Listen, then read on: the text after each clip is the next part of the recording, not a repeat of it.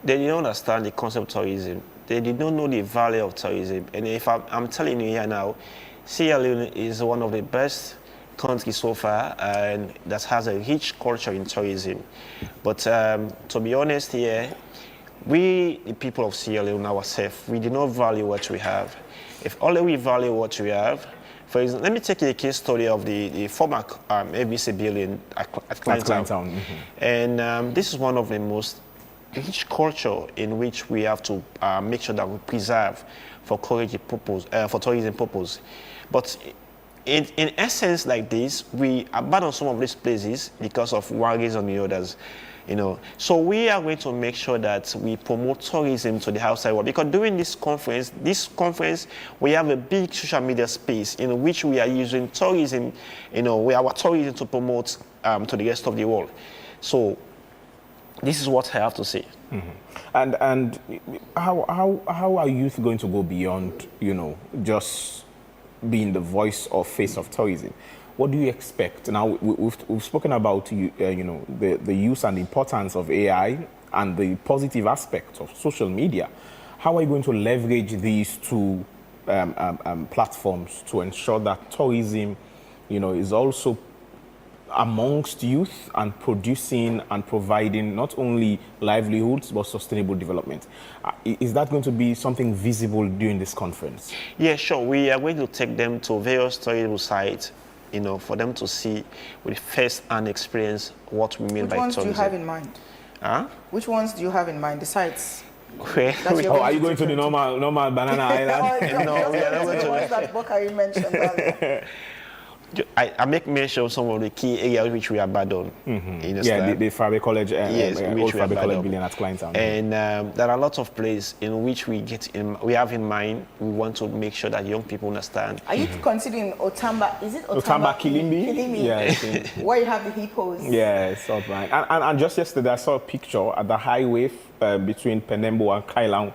An elephant was sighted. Yes, was sighted crossing the road. So that shows you the amount of things. I'm sure that came all the way from around the Liberian border, around Penembo and so. But whilst we talk of all this tourism and stuff, you also mentioned that the Ministry of Youth, is collaborating as part of this conference. What specific commitment are you expecting from government or from the Minister of Youth with reference to this conference? Well, to be honest here, what we expect from the Minister of Youth or from the authority of the Minister of Youth, it has already happened, because we expect them to give us the leverage, for them to appreciate us, for them to accommodate us as key partners in development as young people, and which they have already did. And we also I use the platform to send a wonderful appreciation to the Ministry of Youth, and especially the Minister of Youth, for them to consider us to be part of development in Sierra Leone, in which we really appreciate them, because for you to partnership with the Ministry of Youth as young people, sometime before it's very difficult. Without you, we don't have any connection with the ministry. We enter the ministry, we explain ourselves to the minister, we say, well, this is good. So we have a partnership with the minister. So I want to say kudos to the Ministry of Youth and the minister himself. Whilst we wrap up, let's be honest, Ambassador, if you invite 500 young people to a conference, in a room, and you give them the platform to speak, you give them thematic areas to talk on, as you have now on AI, on social media, on sustainable development, on tourism, you give them certificates of participation at the end of the day. And they visit all these beautiful touristic sites across Freetown or across the country, without giving them jobs, without giving them capital, without, mentorship or policy change. Haven't you simply created a platform just to talk? Or what makes this one different? At the end of the day, as journalists, after 6 months, I would come and say, this IYDC conference shifted this narrative or provided this initiative or platform for young people. Well, I will use these questions and these opportunities to say that the issues are many in Sierra Leone as young people. Young people don't want to take what we call responsibility. So it's quite different. Even though we organize a lot of conferences time without number, time without mark. If young people don't take the responsibility to utilize what they have learned and what they achieve, it's quite different to change the current narrative also. Understand? Mind you, let me say one thing. We sent sponsorship letter and also acceptance letter to young people. And these same young people are still grumbling. Instead of them making use of this opportunity, mind you, when we attend the IYDS in Ghana, they send us sponsorship and acceptance letter in which we use and utilize to send to various stakeholders and which we have support to attend the conference in various places. So we also admonish them to use this same opportunity and write to various stakeholders that you have been applied for this conference. They have already taken to attend this conference. So this is this acceptance letter and sponsorship letter. Make use of it. So young people don't want to use the opportunity. They just like the opportunity to use free platform. What was the response from young people discouraging? It discouraged because you know why? Young people always like to use this kind of blame game in which I am not supportive of them. Because is that what you think is happening? It's what I'm thinking is happening because I have been in the youth space for over years now, not 5 days, not 5 years. I am interfacing with young people day and night, every day in the streets, in the ghetto, in the entire basis. Young people don't want to take responsibility. No, government alone cannot give you all what you want. Government can just regulate policies, even though the policy sometimes will not favor you. You have to look ahead. I cannot go to university and study political science and expect job immediately. No, you have to go back to the drawing board. If political science cannot afford you what you want, go back and learn skill job and utilize that skill job to have income and support yourself and your family. That's how young people are supposed to think nowadays. Not about having degrees and all of this stuff and expect yourself to have a job at the end of the day. The job market is not affordable for everybody. Every day and then, everybody's crying for job. So go ahead and improvise and learn something new, add to your certificate or your degree. You can improvise. Some of our colleagues now, they are doing this digital installations, all of this. They have degrees in various areas, but they are not attached in that area for livelihood.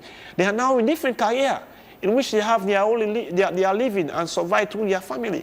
So this is what we expect young people. Not all the time we advise them go and do degree. Yes, degree is good because salon, if you don't have degree, people don't value. So you go and have degree. But let me tell you one thing: the world is moving to era. If we are without skills, it's quite difficult for you to survive.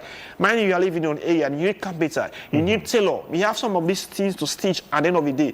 Maybe you don't want to go all the way far from your community. Maybe you have this young man is a tailor. He can do it for you, and you have something to give him. It's halfway to survive. Using this platform. So you see, this is the problem we are facing as young people. How are you going to be translating all of these in this conference to, the limited, all of the youth in Sierra Leone are not going to attend this conference. You have a limited capacity. How are you going to translate all this message to reach the grassroots youthful population at the end of the day? Simple. All of these young people coming, they are going to be ambassadors. We are going to invite them to take the message down there to our colleagues, young people. By doing so, we do believe we are disseminating the message to them. So this is simple. All right, thank you very much. He's Ambassador Mohamed Bari of Youth Stand for Human Rights, Sierra Leone. Thank you for joining us this morning.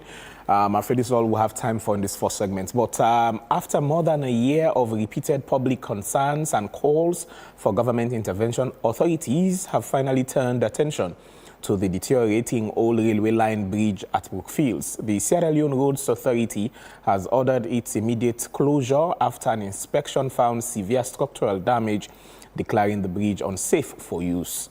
The decision has diverted thousands of motorists and commuters onto neighboring routes, triggering heavy traffic congestion across parts of Freetown. Daniel Bob Fobi filmed, whilst AYV's Mariam Atomi did a follow-up story, and here's the report. For years, residents, motorists and the media have raised concerns over the condition of the old railway line bridge at Brookfields. Cracks, corroded steel and signs of structural weakness had become increasingly visible. No one followed up.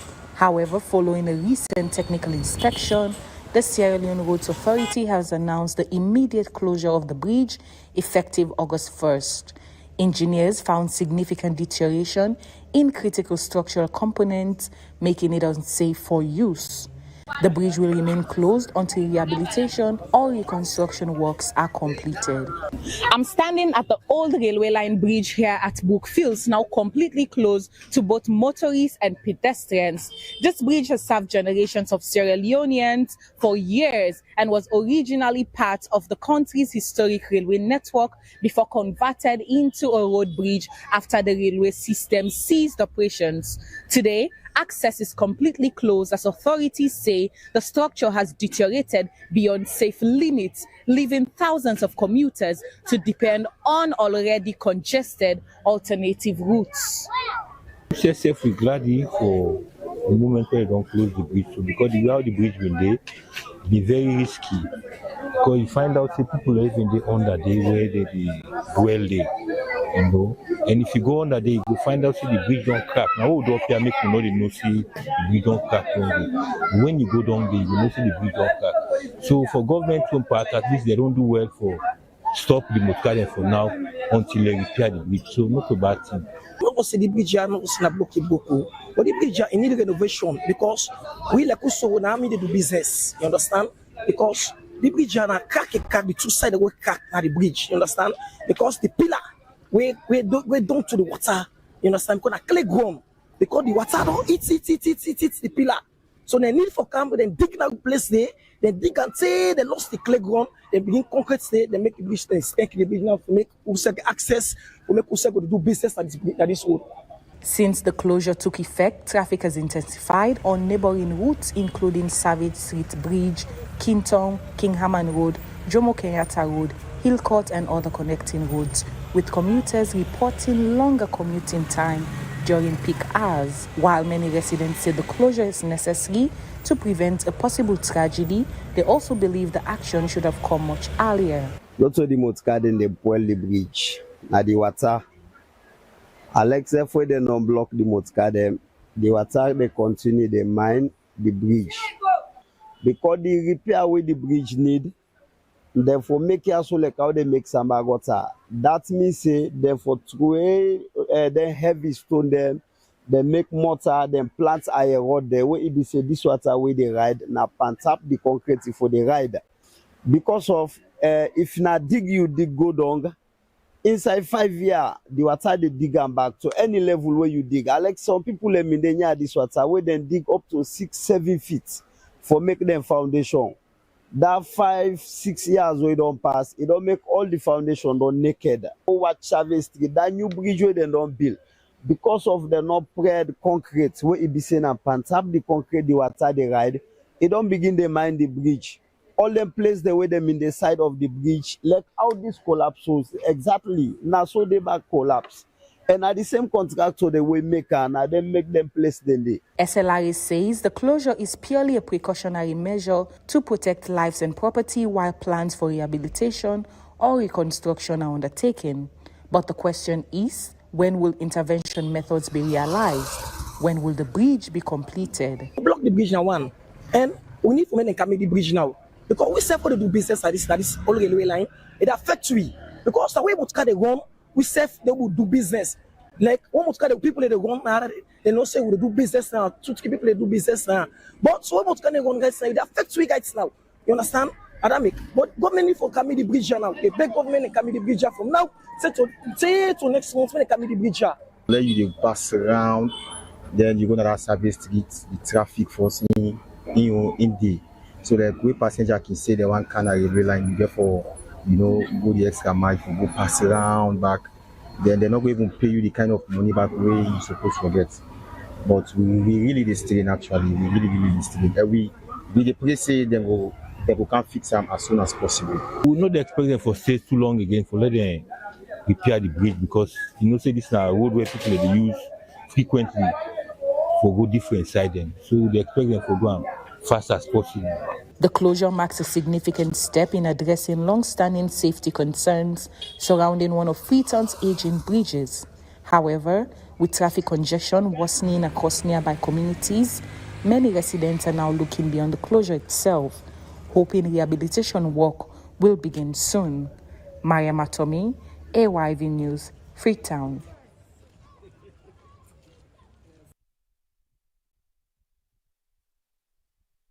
Thanks to you, Mariam Atami, for that report. Well, now we return to our main studio. The Constitutional Amendment Act 2025 have been enacted by Parliament for weeks now, yet controversies surrounding its passage and provisions have been lingering in the public domain, with legal justice arguing its merits. Now, the passage has also sparked rumors of protest amongst other things. Meanwhile, the Speaker sought for the opinion of the Supreme Court on his ruling on the voting process in the said bill's enactment. Nevertheless, the fate of the act now lies in the hands of the President of Sierra Leone, who gives final assent, or rather rejects it according to Section 106 of the 1991 Constitution. Now that all looks to the President, now that we all look to the President, what should we expect? Whether to look into the state of the act, amongst other things. We have in our studios Honorable Alpha Khan, presidential spokesman. Good morning, Mr. Alpha Khan. Alpha Khan, as we know, and welcome to AYV. Good morning, Mr. Bakari. How are you? Good morning, Alima. Good morning, everybody. All man a saloon. Thank you. Mr. Khan, the bill has passed Parliament. No doubt about it. It is now in the hands of the President of the Republic. And you are the spokesperson of the President. Can you tell Sierra Leoneans plainly, Mr. Khan, has the President decided whether he will assent or consult or reject this constitutional amendment bill? Thank you very much. Good morning, people in Sierra Leone. At the moment, I can't answer that question because me and President not talk it. He's not in country at the moment. The bill has passed. And I'm going to talk to you and speak to Sierra Leoneans as a former member of Parliament who's very conversant with the 1991 Constitution, who also was present when this Constitution was being crafted in those days, back in 1991. I was a candidate then, at that time, for Central 1 constituency in Freetown. And then, of course, the rupture came. So we didn't hold the elections in 1992. But when the Constitution of Sierra Leone wants to refer to the entire membership, it knows how to say all. The whole imbroglio, the whole conundrum we have, is the fact that Section 1082B does not have the word all in it. And I'm sure that was left deliberately by the drafters of the Constitution, because they had already earlier defined how voting by members of Parliament could be done in Parliament.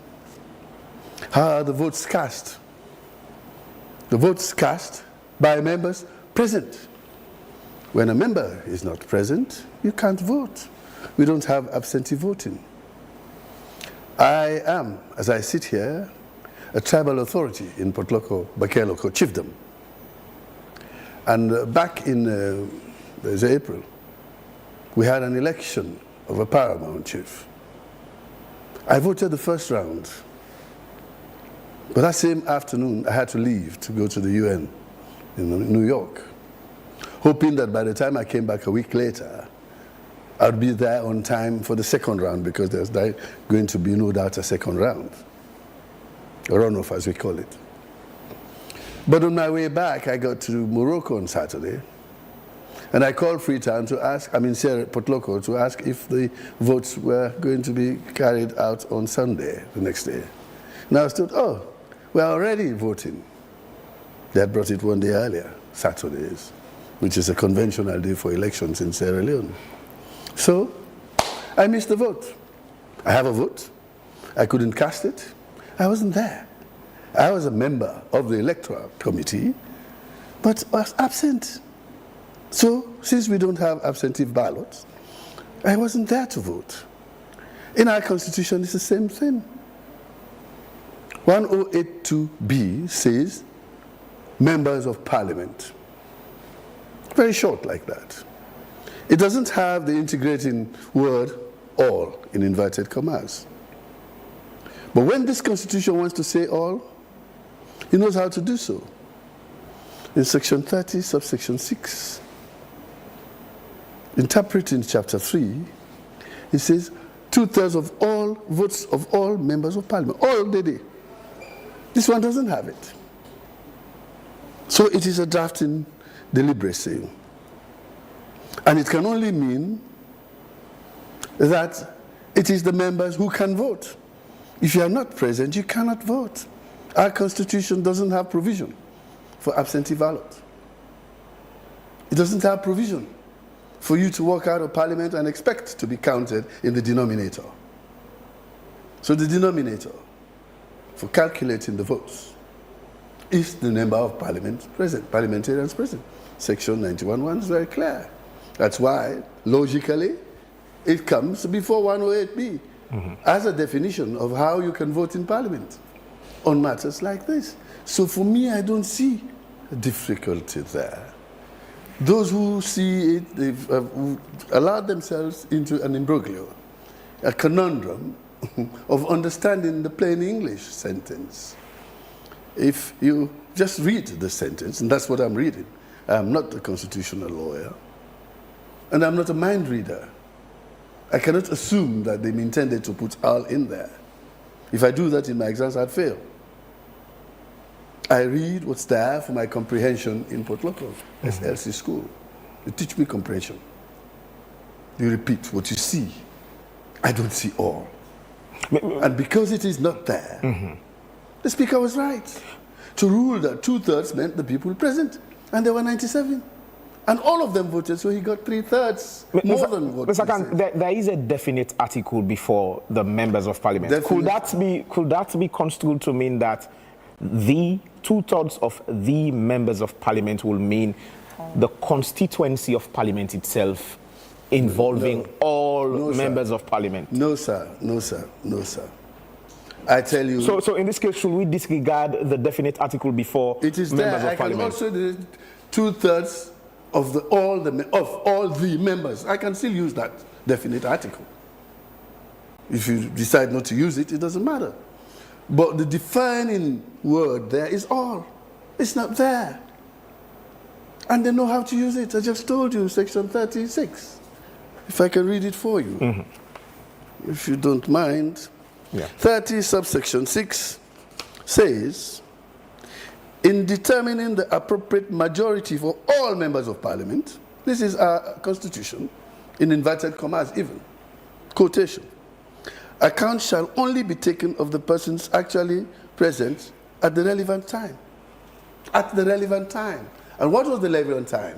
Relevant time was the voting time on 10th August, Monday, in our parliament. That was the relevant time.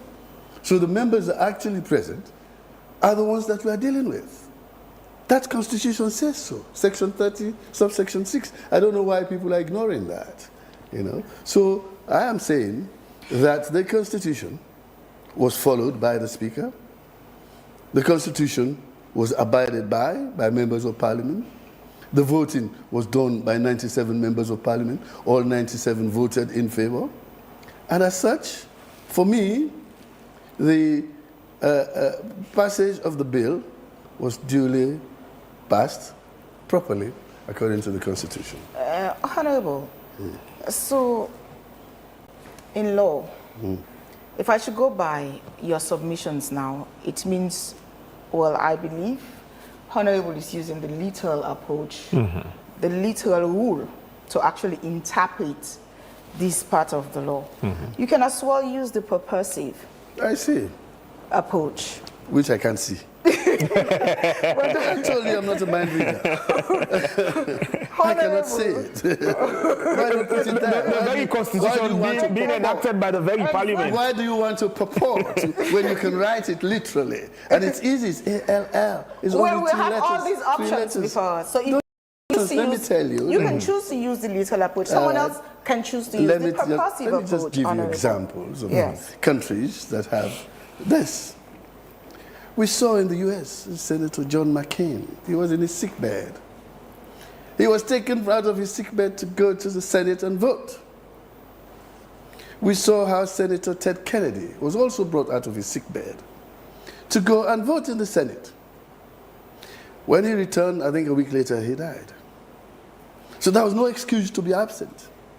because the United States Article 5 is very clear that a quorum must exist in both houses at the same time, which means that quorum in America is simple majority of the members present. In the US, there are 435 members in the Congress. So a simple majority of that would be 216. Is that so? 260, 17, 18, 219. That's simple majority. Of those, 2/3 have to vote. Only the quorum. In the Senate, there were 100 members. A simple majority is 51. So 51 members must be present. And if it happens, as it is at the moment, that the Republicans have 51 members in Parliament, and all of the Democrats are not present, they have a quorum. And that quorum, 2/3 of that, if they vote in favor, which means at least 2 times 5 to 11, all right, never mind, 2/3 of 51 is about 16, 17, 18, 27. Yeah? If they vote, whatever they pass there is law. We have a quorum in Sierra Leone. Our quorum is a quarter of the members of parliament elected, a quarter. Only 33 form a quorum for the business of parliament to continue. So you see, we're ignoring all of these things. Honorable, you seem very confident in your assertions this morning. Because but I was a member of parliament. parliament. The speaker is as confident as you are, because if he was, I wouldn't have expected, well, I don't think he would have referred this matter to the Supreme Court. He hasn't referred it. Well, he said it could be referred. Okay, so the fact that he even mentioned that means there are some questions to be answered, owing to the fact that opposition members of parliament are questioning the process that was followed regarding what you're talking about now, Section 108, 2B, you know, Section 108 is Section 91, 36. and all of that. But if you were the president of Sierra Leone, considering all that's going on, all the discourse around this particular amendment bill, would you sign the bill regardless? With my experience, with my time spent in parliament, with the time I spent around the politics, with the time I was around when the APC under President Dr. Alice Coma? No. Okay. Joseph Saidu Momo was leading the party then and was transitioning from the one-party 1978 constitution to the 1991 multi-party constitution. I was there when these things were being debated. So I understand. The import is, as far as I'm concerned, is that members of parliament present is what they mean by Section 108 to be. Otherwise, they will put all in it. Because they have all in Section 36. They have all in Section 44 or 43 of the standing orders. They have all in Section 29 too. You see, and also, I've just given you the examples, but I have more examples here. The countries of Namibia, they say all members of assembly. Tanzania, it says 2/3 of all the members of parliament. Kenya, they say 2/3 of all. It has that all. Why not keep all here? Okay, Honorable, you see. So let me answer your question. Okay. With my experience, knowing that the speaker had done the right thing, I would sign and wait. Would you advise the president to sign? He hasn't asked me. What would you, if you were asked? No, he hasn't asked me. No, Honorable. I cannot cross the bridge before I get there. Members. Let the president ask me. It is a personal matter between him and I am an advisor. Advice is given outside of the public. So if he comes and he asks me, I'll tell him what I feel. But if you ask me as Alpha Khan, if I was president today of Sierra Leone, unfortunately I'm not. If I was president of Sierra Leone today, I would sign. I would assent to that bill. Honorable, let's look at the conundrum here. The Speaker of Parliament says the Supreme Court could, interpret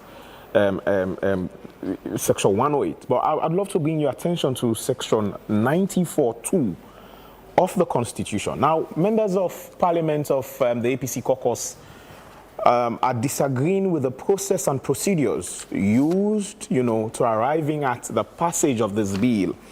Now, Section 94(2) says that notwithstanding anything to the contrary in this Constitution or in any other committees or in any other law contained, no decision, order, or direction of Parliament or any of its committees or the Speaker relating to the rules and procedure of Parliament or to the application or interpretation of such rules or any act done in or purporting to have been done by Parliament or by the Speaker under any rules of procedure shall be inquired into by any court.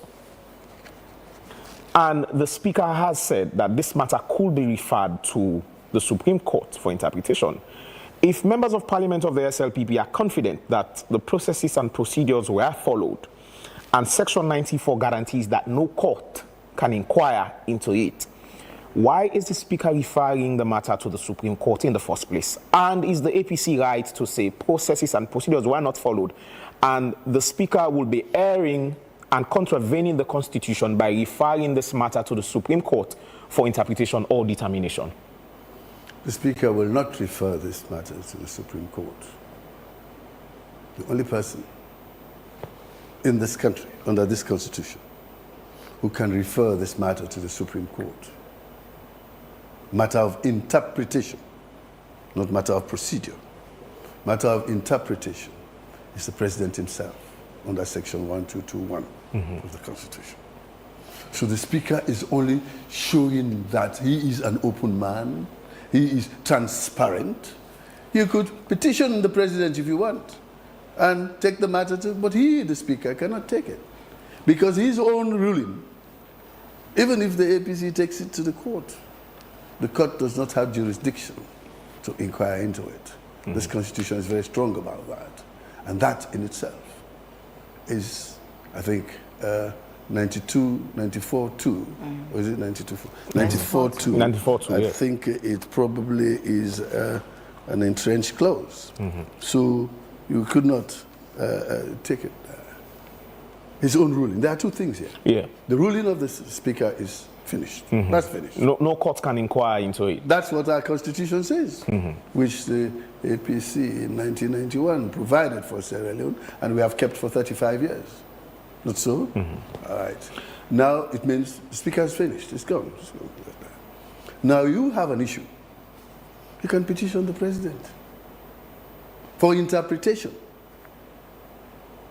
And if he feels under his own wisdom to take it to, refer it to the Supreme Court, he can.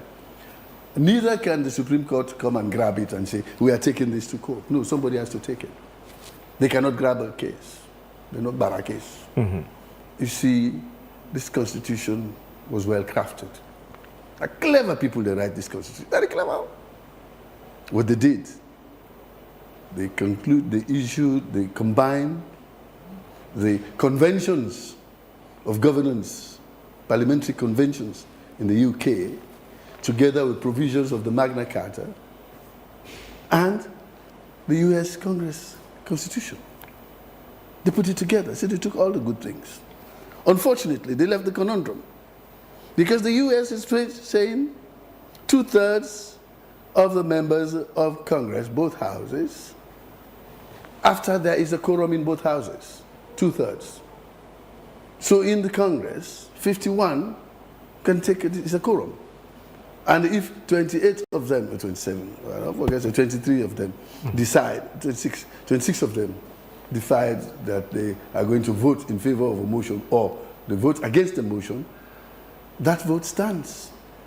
The quorum is there. You see, we want to be more democratic. But this Constitution actually gave us a less number of quorum. 33. As present is 33. A quarter of 149 is 33. All right? A quarter, including the paramount chiefs. It's 133. I mean 33. Those 33, if we were to follow this Constitution directly, from a quorum, And because they form a quorum, parliaments can go ahead. And because 33 people are present, whatever decision they take there, provided they scale the 2/3 majority denominator here is 33, for calculation, for computing, they will be right. This constitution is very clever. Now, clever people write up. You know, the late Dr. Ablai Conte was one of the best students at Cambridge University when he went there. Honorable. Abbas Bundu was one of the best there. So these people, they do well. They sabi. Since Monday. No, since Monday. Honorable, let's talk about the substance of the amendment. Of course, this amendment introduced major. Thank you. That is the important thing to talk about. Major changes. Not the conundrum and the imbroglio. Major changes to the electoral framework in Sierra Leone. For instance, we talk about the threshold. Where now, if the president gives his assent eventually, and it becomes law, it means going into 2028 elections would see a president or candidate being declared a president if he attains 51. No, 50 plus 1. Plus one vote. Simple majority. Plus 1%. Plus 1. That's not simple majority. That's super majority. That's super majority. It's not simple majority. It's okay. And we would also be using the proportional representation electoral system. Well, of course, the opposition have raised objections. They have raised objections to these two specifically in the amendment bill. Do you think these two that I've just mentioned represent the will of the general populace, or does it just fit the SLPP or the government in power, their ambition and aspirations at the moment? Thank you very much. These amendments, the clauses chosen for amendment, the ones you just mentioned, they did not fall from the sky. Nobody conjured them up. This amendment, especially the proportional representation, is a product of the Leone Peace Accord, which in itself was passed in Parliament. It's law. It is a product of the ensuing TRC, Truth and Reconciliation Commission, which in itself was passed by Parliament. So we have two obligations to amend that part in the Constitution. And then there have been several commissions, constitutional review commissions, two in fact, notably. The first one was Mr. Peter Tucker, the late Mr. Peter Tucker. It was under President Ahmad Tijan Kaba. When we came, I'm saying we because I was a member of the APC government, 2007 to 2018. When we came, we decided to look at the TRC, the Leone Peace Accord, and also the Peter Tucker. And we agreed that there was need for amendment of this 1991 Constitution. When we looked at it, the president, in his wisdom at the time, said that let us do another consultation, which was a very broad-based consultation, and the late Justice Edmund Cowan was put in charge of that. And he did a sterling job. Over 3 years, from 2014 to 2017, he ran all over this country and came up with a very comprehensive report. That report was given to us in Parliament, in Cabinet, and we looked at it. So to answer your question in short, the recommendation for the PR was in there, as coming from the people. So we accepted it as a government then, the APC government. And then on top of that, the government again added, the APC added, that the threshold was too high. For 55% to become president. He just said 50 plus 1 is a super majority. It isn't as 50 is pass mark, I've been in the college. If 50 you don't pass. So 50% plus one person should be the threshold. We agreed. We didn't only stop at agreeing and put it in the white paper. We went further to instruct our Attorney General at the time, the Honorable Joseph Fitzgerald Kamara, to draft a bill for Parliament, a bill which I have. And I've given a copy already to the extant existing Attorney General. And he, Mr. Jeff F. Kamara, has accepted, owned up, yes, that he drafted that bill in a podium at Truth Media. He didn't deny, he's just a gentleman, a gentle boy. He said, yes, I drafted that bill. And what did that bill say? That we are shifting the threshold to become a president from 55% to 50% plus one person. Me, Alpha Kanu. We one grain can make president. So these are not new things. What President Bio's government did is to accept this. And also consulted with the APC members, and they accepted. Going to Parliament now, they say, no, they don't agree again. You know what you do? They are new members of the APC. We always be the APC. We know the APC. We know the history of the APC. We know that we had accepted this. Some of them, they are rookies. They should go back to the archives before they go into Parliament. Honorable, to start talking about the party. Otherwise, they're just talking for themselves. Honorable, we understand that the government has been pushing this narrative I mean, ever since this conversation started, that the PR, the 50 plus 1, it has always been part of these recommendations. The Peter Tucker, the Edmund Cowan, of course, is it the tripartite? Because thank you, I forgot to mention recommendations that. And the like. But these, among other things, were in these recommendations. We're not seeing the government pushing for the rights of citizens. For instance, this amendment bill that was taken to Parliament that has now that have now been passed had nothing to. For instance, yesterday we hosted Lansana, and he made mention of Section 14. Lansana.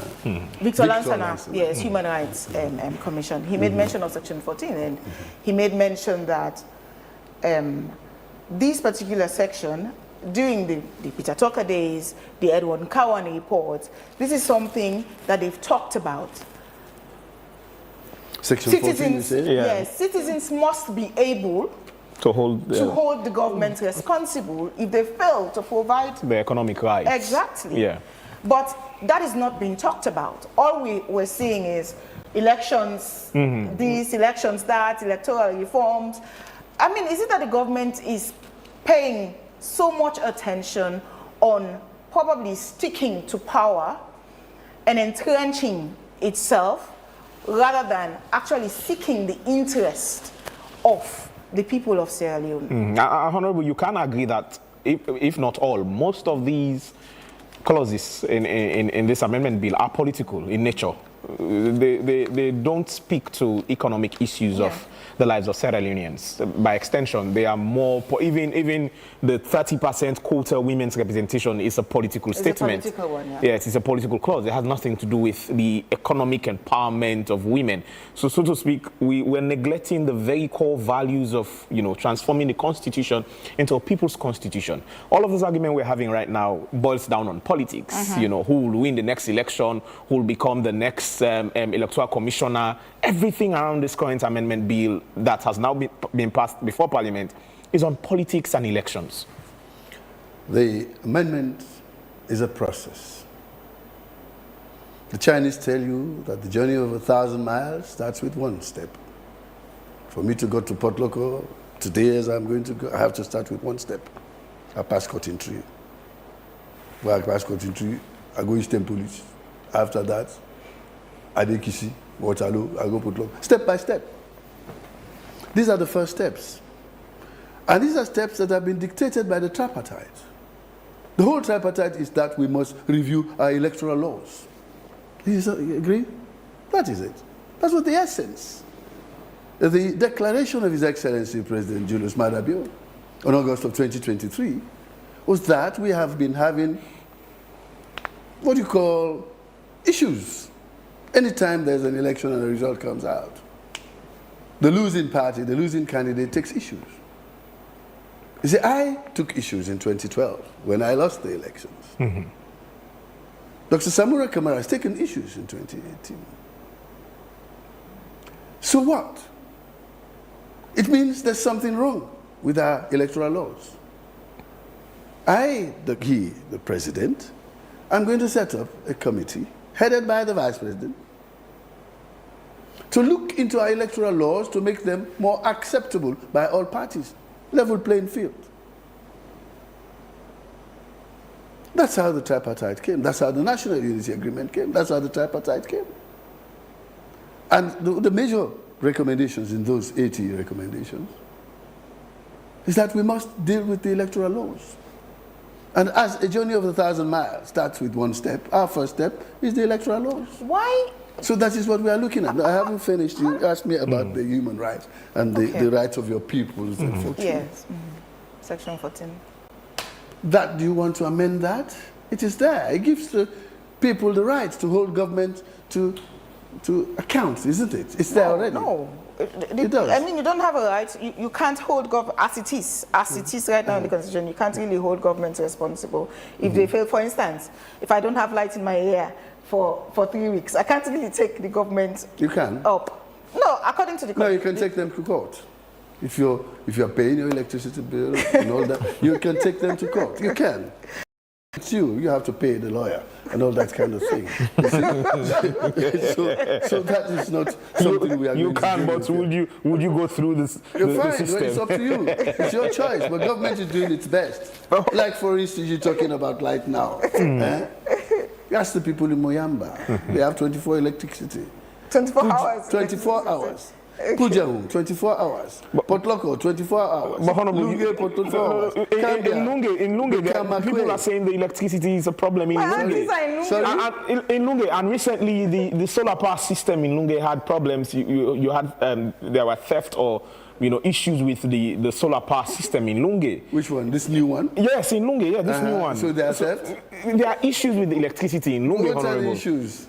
Tell me. Power supply is not 24 hours. I know there's 24-hour light in Lunge. I come from there and I'm going back there. Even Moyamba also. Well, listen, in Moyamba, every machine goes wrong. If you go wrong, you fix them. No, I'm not even talking about issues. In Moyamba, which area in Moyamba has 24 hours? I am talking about Moyamba town. Okay. I'm not talking about the whole of Moyamba district. Okay. It's huge. It's huge. Okay. Even in England, it's not every village that has. There are villages in Scotland, in the far north, Northern Hebrides. Light generator. Because you see, it's difficult to take all this. So you start in development. You start with the head. The head is the capital city. So we're working on that. Then you go to the district headquarters towns, and they all now have. They all now. Tell me which district headquarters town we're not. Honorable, speaking of the head. Even, let me tell you, even Kalanda, in Potoko, in Lokomasama we have. In Furut, Lokomasama we have. Right? We have in Mambolo we have. In Rokupur we have. Right? Tonko Limba Medina we have. Light. And these are not capital cities. We are doing that. So you can say that the government is doing well, it pays to appreciate somebody carrying a burden for you. We're carrying the burden for you. When you don't go there, you can't take the fan, I'm say, but I don't try, you carry it. No, the government promised, what the government promised, we're not even getting at the moment. So how can we fund the government? What are you not getting? For instance, the price of rice, the bag of rice. Well, let's talk about it. No, you don't ask me, Coco. Let's talk about it. How can I fund a government that... Well, let me tell you how you can. Let me tell you how you can thank the government for the rice that you mentioned. Some months ago, it was 1,000 leones a bag. Before they came in, it was Now it's 180 leones. Now it's 650. Sorry. Before you came in, before the government came in and promised us that we were going to buy rice at a very cheap rate, it was 180 leones. No, it was 300. No, honorable, it was. Are you talking about jasmine or? No, it was 300. No, you're talking about before the government gave me. Don't forget, I was in the government I went out to. Yes, but I was buying rice at that time. So hold on. So I know the price of rice at that time better than you do. So it was 300 leones at that time. Okay, we left it at 300. Okay, let's still say it was Accept that. And it went as high as 1,000. Thank you very much. Now let us do the calculations. You went to school. Which school did you go to? I went to the Great Albert Academy, and then Allahu Akbar. We had a lot of history and literature. You know, we go to schools. The schools that where they teach you science and mathematics. I went to the St. Francis School, grammar school, and collegiate. Now let me tell you. So do the calculation. Let me do the maths for you. Yes. When we left government in 2018, the bag of rice average, I'm not saying basmati or jasmine, was 300 leones. Average. When we came into government in 2007, the price of rice was 60 leones. Not so? Yeah. Now 300 divided by 60, how many times is that? 5 times more expensive. Not so? All right. So now this government has taken it from 300. Not so? Now it's 650. Divide 650 by 300. It's 2.1 over 9 years. So they have 500% increase with inflation and all that. We have just less than 100%. Do you also consider the minimum wage that we have in Sierra Leone? The minimum what? The minimum wage. Yes, I do. At the time you're talking about, yes, I the do. time we were buying rice at 300, the minimum wage was 600, right? Yes. So you can buy your bag of rice and you're still able to pay your kids transportation and plus us money, all good day.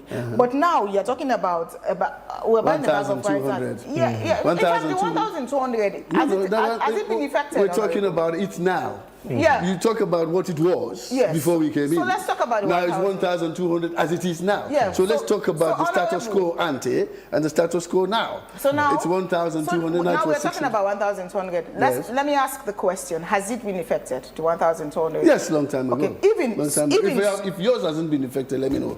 I'll take them to the Labour government. Yeah. Okay, honourable. Let's finish the mathematics. Yes, we're on the mathematics. Right. Even so, okay, at that time, I always say this: when we talk of the dollar, it influences everything in Sierra Leone. Agreed. The prices of all our commodities. Okay, well, let's just keep that. Let's keep to the minimum wage and the price of rice. Minimum wage and price of rice. So we're buying our rice at 650, 700, right? And then let's say this security officer is earning 1,200 leones. Transportation from Lumley to Jue is now, I think it's 22 leones. 22 leones. So if you have to pay 22 leones from Jue to Lumley and then Lumley to Jue every day, that in itself is 44 leones a day. And apart from that 44 leones a day, you still have to leave plus us money. And now you cannot take less than 300 leones to the market and get good, because fish is 100 leones. Yeah. The 300 leones you can buy. I'm 200. No, I'm serious. Me not 200 and they give me wealth. Gentle. Honorable 200 for shop money? Yeah. I get the rest now. The point I'm trying to make here is... Rest me, ref. You tell you at 200. Sometimes I give him beg. I say, but manage more. No, I'm serious. The point I'm trying to make... Yeah, let's make that point. I know where you're coming from, but land. The point I'm trying to make here is life is even harder now than before. So... what can you say about that? There was no war before. Now there is war. So life is harder for everybody in the world. So let's leave that. Now let them just do the comparison of what you said. Okay. The cost of rice at the time was 300. And minimum wage was 600, you said. So it's half of the minimum wage. Don't go per rest. You don't have half left in your hand. Not so? Now it's 1,200. And rice is 650. It's almost the same. No, it's not the same thing, Honorable. It's almost the same. It's not the same. 1, 2 divided by 6 feet. It's almost 2.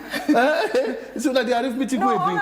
So we say, and there is war now. There is war.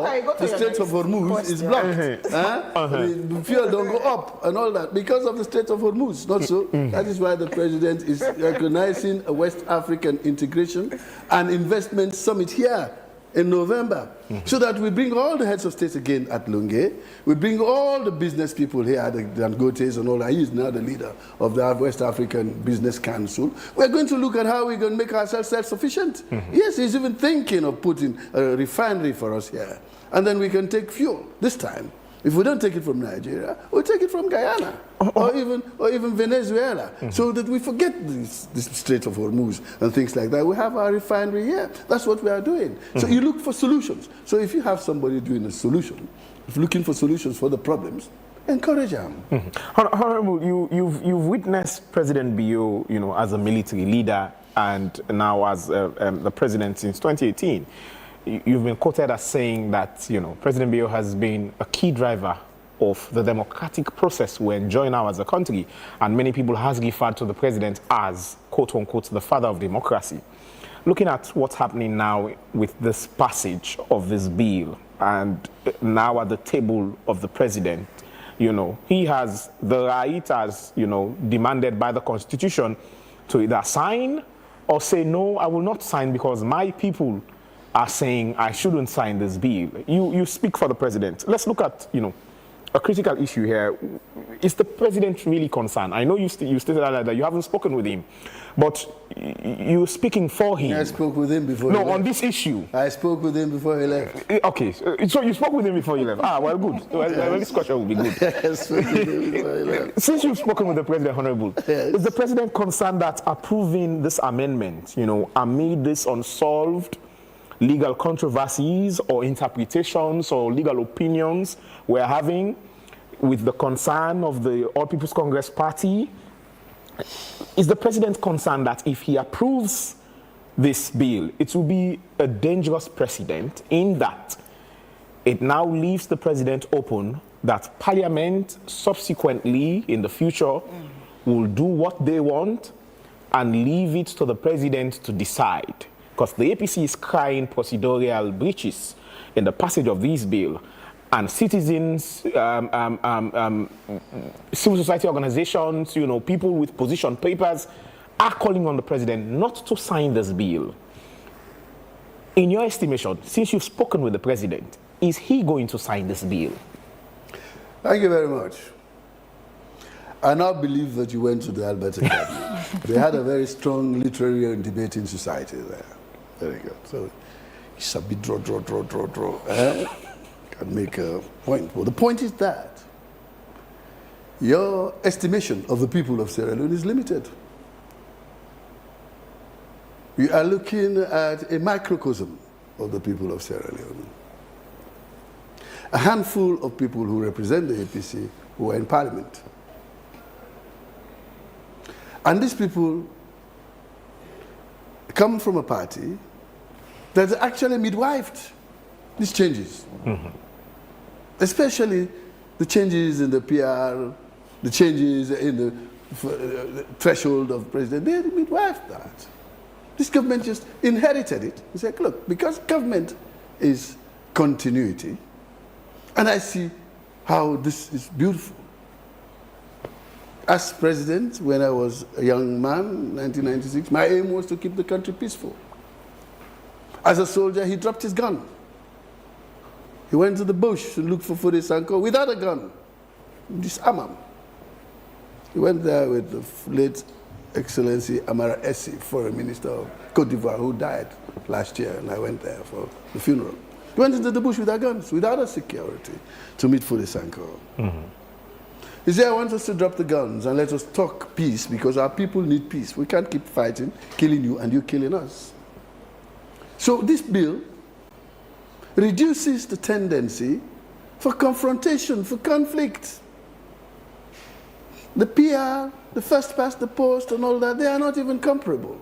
First past the post, na gamble. The winner takes all. One person and they take all till they go. I told the story last Sunday in Port Loko when I was doing, I don't know if you saw my small comment that I made. I'll send it to you. The comment is that when we were young, Port Loko, they be the gamble, they bad. We had a place called Waf. We started lunch and they left for Camp Freetown. So we have bad Radiman there. The baddest Radiman there was a man called Kumbelo. And he ain't bad. But he let gamble. So this young man came, his name was Bremer Pipot. Bremer Pipot was good at dice. He said, don't come on now, I sabi throw away dice. I'll come somehow. Wait, I can throw away the dice, 7-11, crap wappy, a chap. Bremer, Kumbelo money. But the rule of gambling, you take all. Now in Bremer Pipot get all the money for go. Kumbelo said, no, this won't happen. You know what he did? He took the bottle. I broke up on the cement wall. I cut Bremer there. All he got come out. Hold on. He don't go up, the market not been far. He ran upstairs, up the hill to the market. And the women take their lapine and kincha and tie him. And the men carried him to the hospital. We were lucky we had a very good doctor in Port Loko. I called Dr. Roberts. I hope you are still living. He's a good man. He managed him. He saved his life. But this is the danger of winner takes all. And I give you the example of the World Cup that just finished. Spain won. They didn't take all. Spain got $50 million. They gave them and said, you go. And they were happy. Argentina lost the final. They had second place. They don't call them losers. They say, what do they call them? Runners up. Mm-hmm. You know, they feel good. We are runners up. We're not lost. So they gave them $35 million. And then England, who came third, they say you get bronze cup. So we give you $29 million. And France, I don't know which kind of cup now, if not wooden cup or something, but they had a cup. We use a plastic cup. But they gave them $25 million. And they all went. Happy. First 10 minutes, Argentina was sad. But after they don't hang them silver medals, they were dancing to Buenos Aires. The French were dancing to Paris. The English were dancing to London. Everybody had something. So there was no Bremer Pipot and Kumbelo business in that. That's winner takes all. That is first past the post. So if President Bio is looking for peace, is looking for space for women like Halima, not to be afraid to put their name on a list to go to Parliament, and not worried that her house or car will be burnt or she will be stoned, the PR provides that. And the GIWI Act has now to be embedded in the Constitution instead of just an act. An act anybody can change it. In the Constitution is more difficult. So we're trying to put it into the Constitution. In fact, we have now because it's been accepted. Beyond that now, and this winner takes, you know what happened? A wonderful thing happened. We are talking about PR just at the parliamentary level. There is a very clever constitutional lawyer on the APC benches called Honorable Daniel Koroma from Nea Chiefdom. He proposed that if we are doing this, let us go further than just Parliament. Let's go to Section 61, which describes how the President can appoint members of the cabinet, public service, everywhere, ambassadors and all that. And let's make it broad, that when the President is appointing, he is obliged to ensure that the diversity of Sierra Leone is taken into consideration, that the districts of Sierra Leone are covered, that the tribes are represented, that the groups, women's groups are represented, even the physically disabled are represented, every group in there, and that was accepted. It's not gone. So the proportional representation don't pass.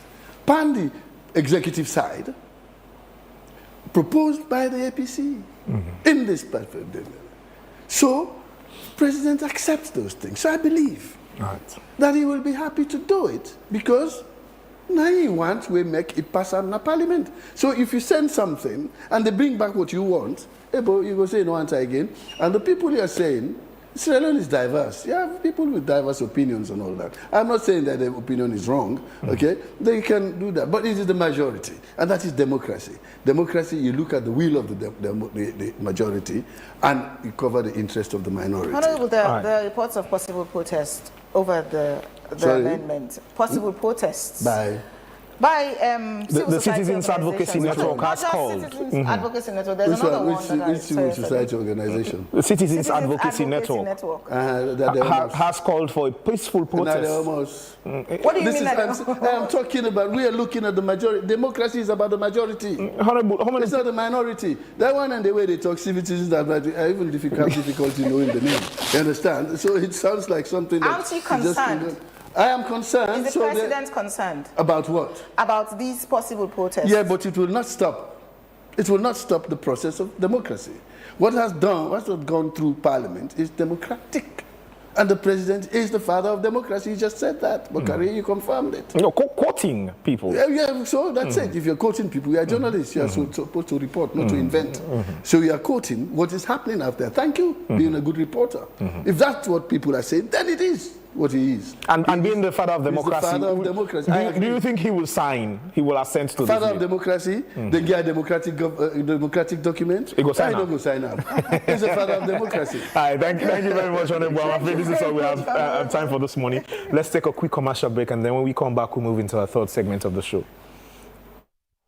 Download and register My AfriCell Sierra Leone new app today and enjoy 1 GB data for free. Valid for 3 days only. To download the app, scan the QR code or download it directly from Google Play Store or App Store. Download now and get the My AfriCell Sierra Leone new app features. For more info, call 111.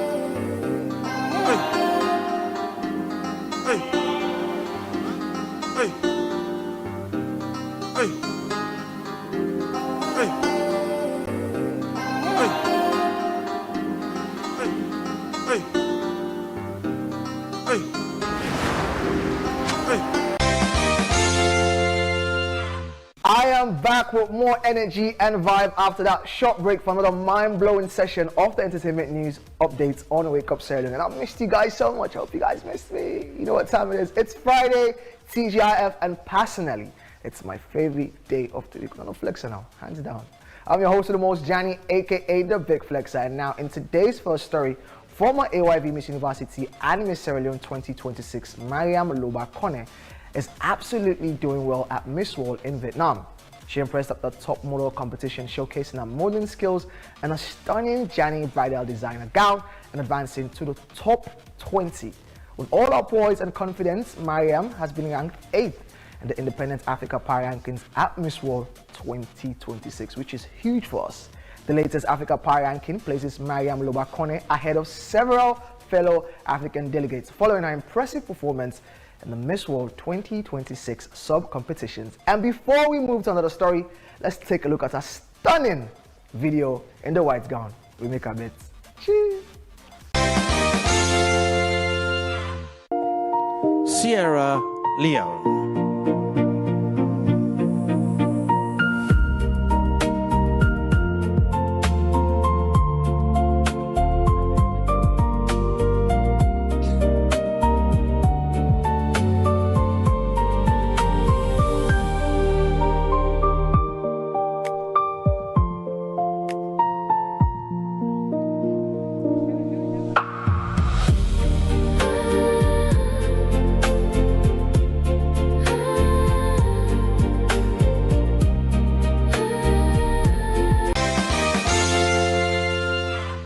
I hope this video has zest for the competition, and the way she continues to raise the green, white and blue flag will serve as motivation for you to vote for Mariam in the competition. Voting is on, and your vote can go a long way in helping her win the crown. This year, the Miss World crown should come to Africa, and Sierra Leone should take home that crown. You get me?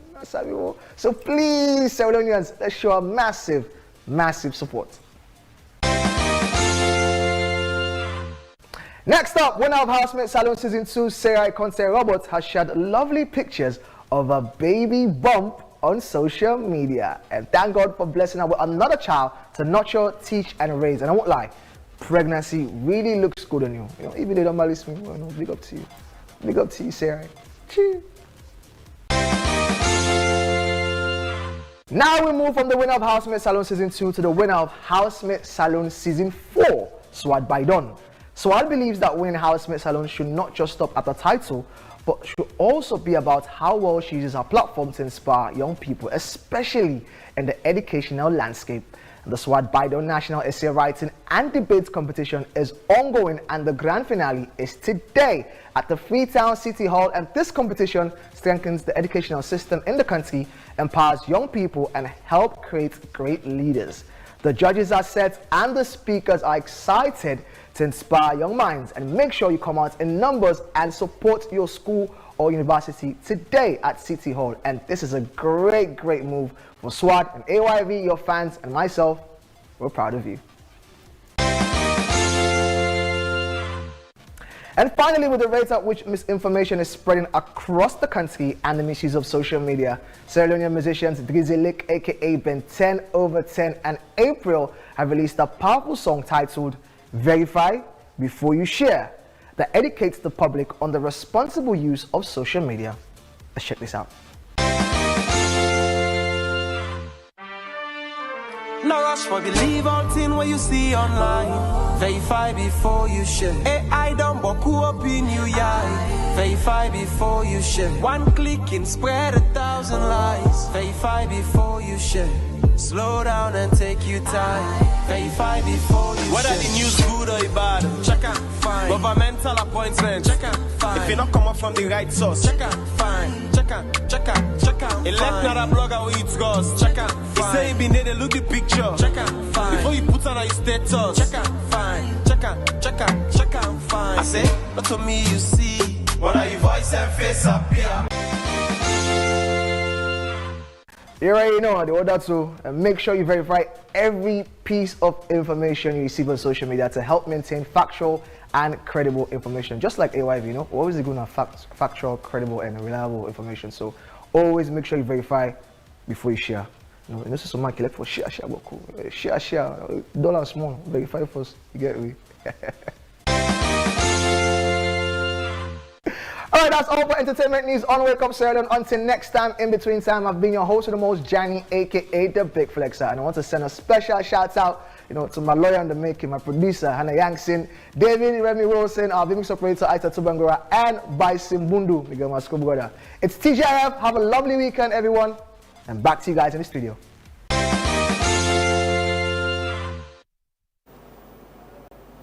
Many thanks to you, Jenny, for that entertainment news. Well, you're still watching or listening to Wake Up Sierra Leone on AYV television and radio.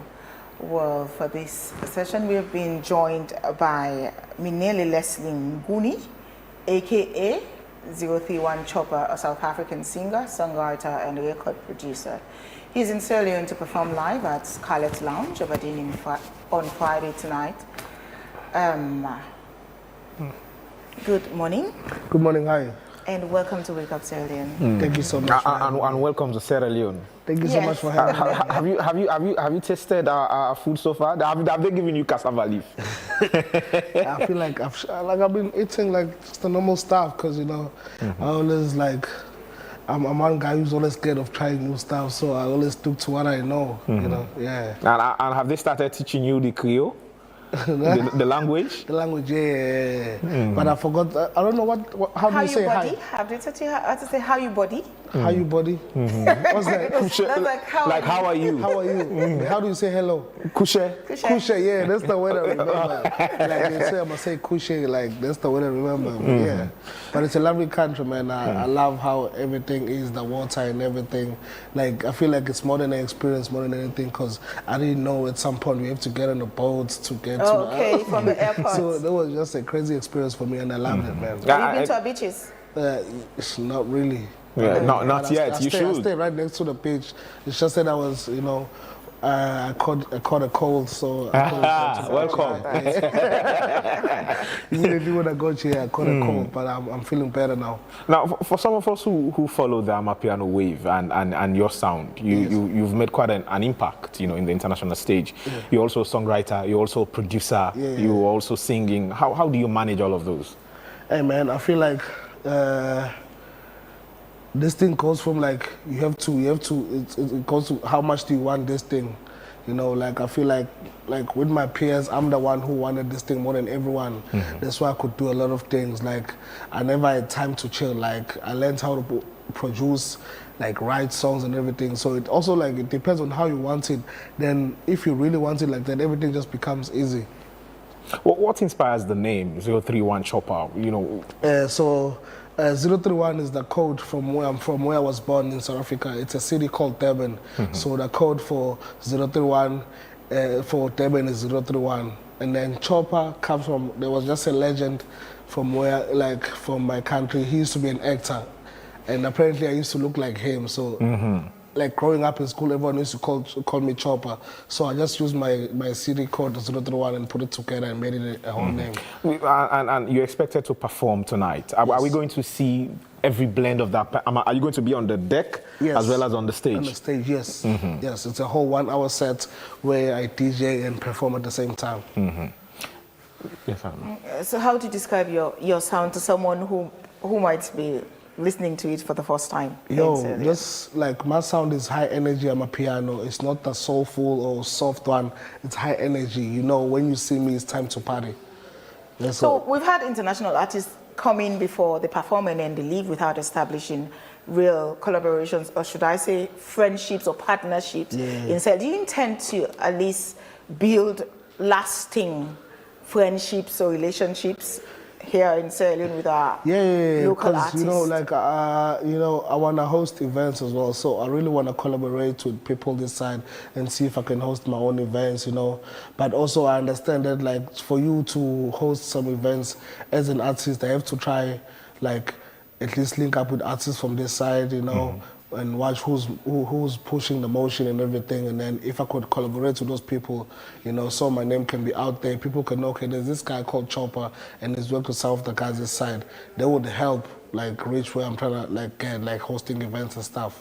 Have you been introduced to the Sierra Leonean music and sound and artist yet? I'm actually with my guy, he's the guy that played me some of the music and I loved it. So like it's something I'm looking forward to. And have you identified any artist or any sound you know? Yes, yes, it's sounding amazing, bro. Like it's something I can do because besides I'm a piano, before I'm a piano, I used to produce Afro beats and hip hop. So like there's a lot I could do. And I feel like with the guy I met here, the Afro beat stuff, we could like make something crazy. And for those who aren't familiar with your sound and you're performing tonight, what would you tell them, you know, to draw their attention to come, you know, tonight and be part of the show? Hey man, like just expect, like as I said in the beginning, just expect high energy. Like there's no time to sit down. I want everyone standing on their couches and, you know, and going crazy, yes. So of course, African music is increasingly becoming a global business. Do you think African artists are having a fair share of the money? Is it a security for African artists? I feel like it also depends on who you work with, but this industry we're in has a lot of money. Like it's a lot of money. I don't even know how to explain it to you, but it's just a lot of money. So it also depends on like who you work with. Do they have enough knowledge to get you the money that you deserve? Because sometimes artists would have a big song, but they don't even know where to collect the money. You know, so it depends on your team. Your team plays a big role. Like So how important and helpful are streaming platforms and social media to, should I say maybe your music career specifically? Because we have our artists down here who are still struggling, you know, to have their own breakthroughs, you know, make money. Yes. See this music business as a lucrative one. And it is obvious that these streaming platforms are the deal now. Yes. You know, you have YouTube, you have a lot of them. Yes. So how important or how helpful can it be to... It's very helpful, especially social media. Let's say TikTok or Instagram, or let me say Facebook as well, because Facebook, as much as people are not focusing on Facebook anymore, it's still one of the biggest like social media platforms. So me personally, TikTok has helped me reach all over the world. Like this whole year, I've just been touring all over the world. That's mainly because my stuff is moving on TikTok. So TikTok, social media is still like, it still plays a big role when it comes to pushing an artist. Like that's the easiest way to get paid as an artist, because if you have your stuff popping there on TikTok and you're actually using your own sounds to create whatever TikTok you're creating, it just makes you like a global artist immediately. And that's what has helped me like tour the world. Like I've been to almost every country this year since it started. Since March, I've been touring since March. Oh wow. And like, yeah. So what advice would you give to young Sierra Leonean musicians who would want to break into the international market? Please take your brand serious. I know it's not easy, but you know, like just most stuff, because me before, like I used to work a 9 to 5. So I used to take the money I get paid from work and buy clothes. Then those clothes I used to go shoot, you know, just creating more PR, more shoots for myself, shooting more TikToks. So like, I feel like also like hard work and talent, hard work beats talent. That's like a hard work beats talent. So if you're more consistent on TikTok and posting and shooting for your stuff, it gets better. Is it your first time in Sierra Leone? It's my first time ever. What would you take back home? I'll take that post. So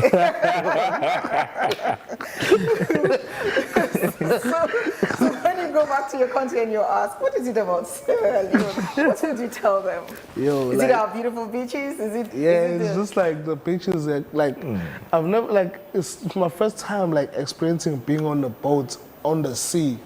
Like I've never even like been on a boat. Oh really?